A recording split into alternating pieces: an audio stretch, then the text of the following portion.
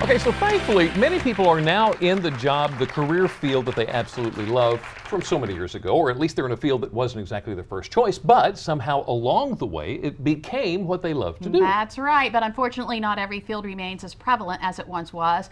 No matter how in love with it you are, sometimes that field begins to slowly disappear. Joining us today to tell us more about disappearing career fields here on Delmarva is WBOC Kent County Bureau Chief Mike Chesney. Mike, thanks for joining us this afternoon. Okay, so tell us which careers are disappearing, and hopefully it's not ours. Well, no, I hope not. If our bosses are watching, hopefully no. That's what we want. When we talk about job fields that are changing, that are evolving, or that in some cases are disappearing, where we started was looking at the Bureau of Labor Statistics tracks this heavily and predicts forward and has an estimate from 2012 to 2022 what jobs are going to be disappearing. And we picked some of the ones that are in the top 20 or so, and those included jobs in the Postal Service. Yeah.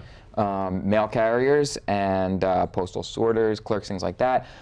Meter readers at power companies disappearing. Right. Travel agents, though travel agents would tell you that's a skewed number. We're going to get into that in one of the stories. So why are these jobs disappearing? Well, generally speaking, it's because of technology. Usually there's something that has changed, has gotten easier for people to access. We're looking at the newspaper delivery here, and obviously newspapers have gone largely online. So newspaper delivery has changed. We talked about paper boys. There are no more paper boys. That is a gone field. So a lot of things like that. Do you think that people are planning to stick it out until their job disappears, or maybe they're thinking of career changes as a whole? It seemed to me that the people that I talked to, and a lot of the people I spoke to, had been in the field for decades. That was sort of the direction that we decided to take. A lot of them were saying, you know, we love it, we're going to keep doing it, but maybe we're glad that we're getting toward the end of our career, so we won't have to see how it continues down the line. Now let me ask you this. All week long, we're going to be hearing about careers, how they're changing, how they're evolving, how they're disappearing. Now, towards the end of the week, we're going to be hearing about a very special skill set. Can you tell us about that? Yeah. So I have this, and this is connected to what we're going to be talking about that looks like on shorthand Friday. Yeah. Oh.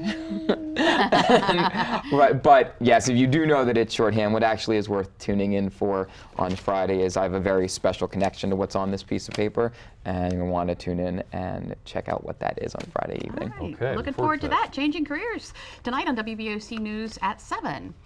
Well, one man here on Delmarva says he has the best job around, and you know what? He just may be right. Rob Rector is a movie critic. You and I may enjoy a movie or two every few weekends, but Rob has taken this exciting hobby to a whole new level. If you'd like to hear the entire story, you can catch it on WBOC with Lindsay Tuckman's Lights, Camera, Action. That's tonight on WBOC News at 10 on Fox 21. Okay, so a lot of us like to catch a movie on the weekends, but what about a horse race? Up next, we learn all about what we can expect at this year's Preakness Palooza. Let's see how Lisa and I do in today's Preakness Trivia. We might ought to have to stick to TV. DelmarvaLife, we'll be right back.